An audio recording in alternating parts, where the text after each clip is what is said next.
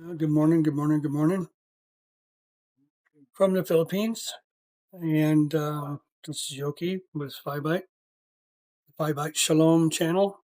If you're new to the channel, buckle up because we're going to talk about some things that might open some eyes. Definitely some things that are not common in the world, but should be a lot more common among the body of Christ um, in the kingdom. I don't know why there seems to be a separation of, factions about, his power. His power has never disappeared. If anything, Messiah came so we would have more power inside of us. So, with that, I'll get started on this segment, which is I was the first member of an organization. They a big organization I was helping, and I was a guest speaker, and we traveled a couple hours to go speak at this city, and a lot of people gathered. Anyway, my title was the first airborne no airplane. I was the first member of their airborne division, no airplane. They knew about the plane crash too, which had happened, many years before, maybe 20 years earlier. And anyway, so I'm back riding. That means I'm the back of a driver on a motorcycle. We got there by motorcycle, and you know, no, I take that back. I wasn't back riding that time. That was when I had a motorcycle. I had my own motorcycle for about 2 years. A pastor saw what I was doing and wanted to extend my legs so I could do more. A local Filipino pastor, and so he went and financed it, and then you know made the installments for 2 years, and I was able to use that, and then it was sold to another evangelist after I got done with it and relocated. Anyway, it was a brand new Honda Wave, blue and black, 100cc, not a big bike, but it could do 60 miles an hour, 80 miles an hour. I never went that fast, but anyway, we spoke, we had a big event. They fed us, they would never let us leave until we ate, and it was very gracious, and it was a good turnout. We had some impact in the community, talking about values and character development, which is my whitewashing of labeling evangelism, sports evangelism, livelihood evangelism. It's all evangelism. No matter what I do, it's not going to be hindered by, you know, and it can be, because if you come in the front and shove something in somebody's face that they automatically reject, then you've blown your chance. We don't see that. The woman at the well, we don't see that. The man at the pool, we don't see Messiah doing that. We see him talking about people, talking to people about their realities, their life, and what's missing in their life, and what he can provide. And then at the once they've realized some things and some manifestations happen to confirm that this guy is not just a guy. What did the woman say at the well? Oh, surely you're the Messiah. Why? Because I told you everything about your life. Well, there's many psychics in the world, and charlatans and mentalists and things like that. But she perceived that, and she had to perceive that by the Spirit. Yeah. So anyway, we went, we spoke, we had a good time. We did good work. We planted some deep seeds there that went on for a decade after that. And on the way back, I'm driving, and I've got a commander from a rebel military on the back. I invited him to come to talk to people about, that they're not what they say what the media says they are. They were labeled that way, but they actually were a peacekeeping group in their community. I'm not going to get into politics. I'm not allowed to discuss politics here in the Philippines, or I could be deported. So I wasn't doing politics, but I was doing peace and order, which was, you know, as human beings, we should help each other. It's about Panlad Buhay, which means helping each other.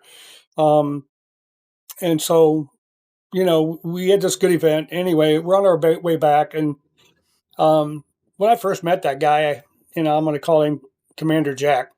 When I first saw him and met him, he was overly friendly to me.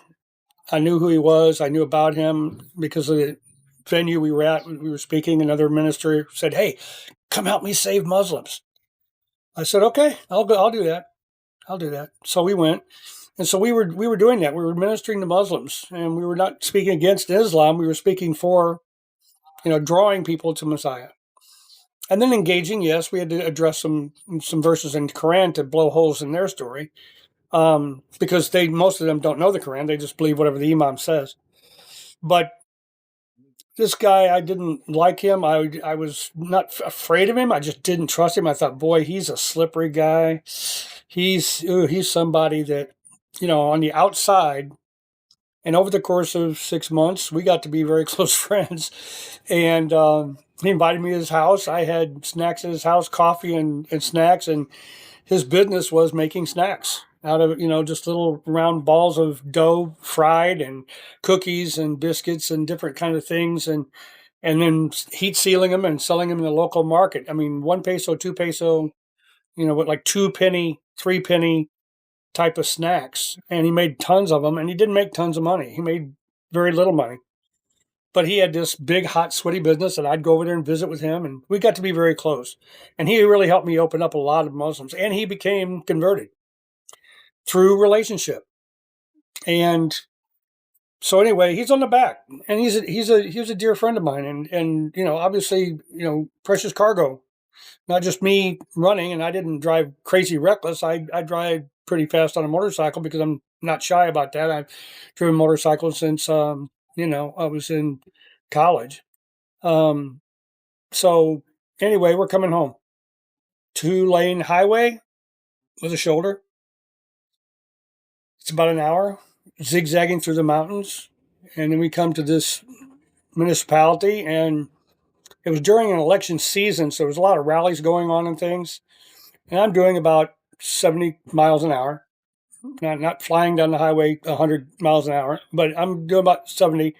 And I look up and I see in the oncoming lane, there's a van sitting there, parked on the highway with his lights off. See the driver face out the window, staring across the street. And there's 300 people, at least, at a rally on an open air basketball court on the right side, to the right of the highway, spilling over a little bit into the highway. So it narrowed a bit. I had my lane, but my lane was infringed upon. And so I slowed down to about 40 miles an hour, 40, 45 miles an hour. I was slowing down. And at the last second, when I entered that funnel, that point of no return, between the crowd and then the van, a tricycle. And I'll post a picture in the comments of a tricycle, but it's not a tricycle like we're used to, in the West. It's like a box car attached to the side of a motorcycle that can carry 6 people inside. 2 in front, 2 in back, and 2 on the back seat of the motorcycle behind him. And it was fully loaded. There were 6 people in there, plus the driver, 7 people on this tricycle. And with no headlights on, pitch black night, he comes popping around. I mean, obviously he was doing 40, 50 miles an hour as well. And he was kind of looking to the side, looking at the rally. And he looked up and saw that parked van. And instead of stopping, because he knew he didn't have good enough brakes to stop, these were old jalopy, most of them not licensed properly, junky, cheapest mode of transportation in the province. And he swerved to avoid the van. And when he did, he went right in that gap and plugged the gap at the last second. Now I'm facing that. And it's got a windshield and a roof. And it's made out of sheet metal and 2 wheels in the back and then the 1 wheel in front for the driver, offset. And as soon as that happened, as soon as it popped out, I knew. I had 2 choices. Well, 3. I could crash into the van. I could go into the crowd and kill people, or I could just suck it up and eat it. And that's what I did. I'm like, I'm not going to kill anybody. I'm not going to hit a van head on because I already done that when I was, 20 years old, 19 years old. Trashed my ankle, which was later healed. All glory to him. Hallelujah. And so I did. I braced myself and I took my leg and I put it across the seat on the other side. And I tried to avoid everything I could to take as little as the impact as I could. Jack said he saw we were going to hit, and he put his face mask down on his helmet and grabbed me tighter, and we were going to go. And bam. My I made, there was just a sliver of a gap, and he didn't want to hit me head on either. So he was going as close to the van as possible. I was going as close to the crowd as possible, and we were not going to pass, but we were gonna offset that impact. And what happened was we hit handlebar to handlebar and broke 3 bones in my hand, and then my elbow went out and smashed the windshield of his tricycle, and I came up over the handlebars, and the handlebars hit me in the hip and flipped me. And the tire of his tricycle hit Jack in the knee and flipped him off, and he tumbled in the grass and rolled over. He tells this story much better than I do. Everybody loves the way he tells it. Of course, he glamorizes, exaggerates maybe a little bit, but he said he came down, he came to rest, spinning, and looked up, and he saw my body flipping endo, head over heels, just head over foot, just flipping. Boom, boom, boom, boom, boom, way up in the air. And they say I flew almost 100 feet. And the miracle part of this story is not that I survived the crash and the broken bones in my hand and my elbow, but what happened on impact. Because I flew almost 100 feet. I was probably 15, 20 feet high in the air. And I was flipping. I saw sky, ground, sky, ground, sky, ground. And of course, when the crash happened, it was right next to the crowd, and about 300 people turned around and saw it. I mean, they heard the crash, they looked, and they all saw me. And they all said the same thing. Later, when I got, to talking to them, but I came down, and the last thing I saw, the last thing I could remember seeing was the concrete coming to my face. And my visor on my helmet was not a motocross visor sticking out like this. It was a little shorter, a lot shorter. Actually, it was flush. It was flush. It was the kind that goes around your face. And no, it was a strap type, but it just comes around and underneath here. And being a strap type, there was no, little thin piece of plastic over my face, but nothing to matter of fact, that makes it worse, because if I smashed all that plexiglass in my face, it would have just shredded my face. But that's the last thing I remember seeing. 40, 50K an hour. 40, 50 miles an hour. My face going straight into the concrete. And no fear. That's the last thing I remember. And I do remember that when I was about to hit, I was just like, oh,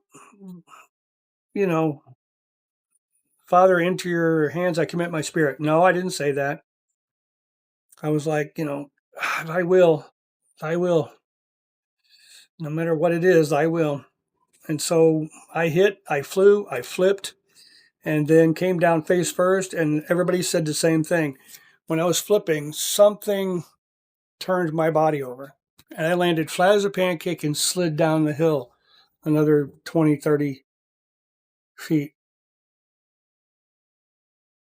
And it hurt. It hurt. But it felt like I was landing on a soft pillow. And I got up, and I didn't get up at first. I was checking myself because I was like, oh my God, what happened? And I could tell some things were hurting. I have a bad back anyway from many, many, many, many, many traumas, whiplash to lower back and diving accidents, car crashes, things like that. And so, my back was not good. And here it was flipping around and then landing on the concrete in the highway, a busy highway, and in the oncoming lane. And I slid down, opened my eyes. I checked myself a little bit. People ran down to me, got around me, started telling me, don't be afraid, don't be afraid. I'm like, I'm not a tourist. I'm, live here. I'm not afraid. I'm not afraid of locals. And so then I got up slowly. Well, actually, I didn't. I was like, I didn't want to get up because I know if I got a broken back or neck, I shouldn't move. I need to check. And so I moved my arms and legs really slowly, twisted my shoulders a little bit. And all of a sudden, something compelled me, sit up. So I sat up. And as I sat up so fast, I put my hands down and I stood up. And when I did, I could feel this pain shooting down through my lower back into my legs, like double sciatica. And I started walking. And actually, I was angry. This was a brand new motorcycle. It was only 6 months old at the time. A tool instrument of, for God. No, I crashed it. Messed up the handlebars, messed up the gear shifter was knocked off, twisted the motor. I was going back up the hill to find that guy. Not a sweet loving moment of my life. And when I went back up the hill, the tricycle had pulled off the road. And when they saw me coming, they all jumped in and the driver took off and they ran. I don't know. I couldn't have been walking with much authority. I could barely walk. Found Jack. He'd ripped his pants out from knee to knee, just like did the splits. It just took his leg back and banged his knee pretty bad, but he was not in bad shape. And so, there's a lot more testimonies later, but, this is already 15 minutes. I want to keep these shorter. I've been told that, keep them short. People have a short attention span. So maybe I'll do a part 2 on it. But, the end of the story is I had 3 broken bones in my hand and my elbow was messed up. I had no skin from here to here from hitting the windshield. My hip had a great big bruise on it for 2 or 3 weeks. Miracle, my back was not as bad as I thought it was. And it started to rain lightly and I got on the motorcycle, put the gear shifter back on and twisted the motor straight enough that the chain would tension up. And I drove the motorcycle another hour home. Never went to the doctor till the next day. And yeah, I had broken bones in my hand and, some bruises and stuff, but I was saved. Now, was it a miracle that an angel turned me? Or did an angel turn me? Why did it have to be an angel? Why couldn't it just be his hand? Why couldn't he just speak it and it is? Why couldn't it just be what it is, which is no way in the world, in the natural state of things, does something like that happen? Flipping at that rate of speed and that fast, and then at the last minute, just stop rotation and turn over and land flat as a pancake, dissipating all the energy across my entire body. So I didn't smash my helmet. I didn't smash my feet. No point. It landed flat as a pancake and just slid like a surfboard on the ocean. So comment, share, subscribe. Please do get the word out that, he's still taking care of us.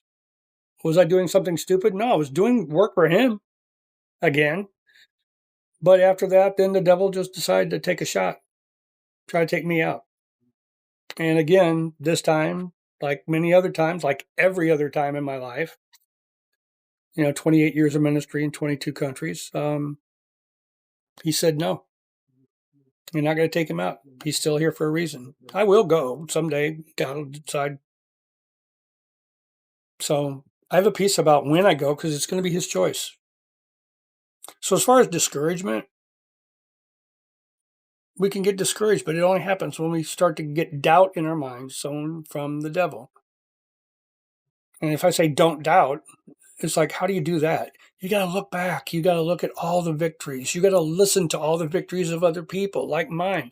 I'm a living testimony to God's goodness, grace, mercy, salvation, miracle healings, brought me back from the dead 3 times. I mean, no, I don't have a normal life. And I pray that you never have to have a life like mine where you endure so many things.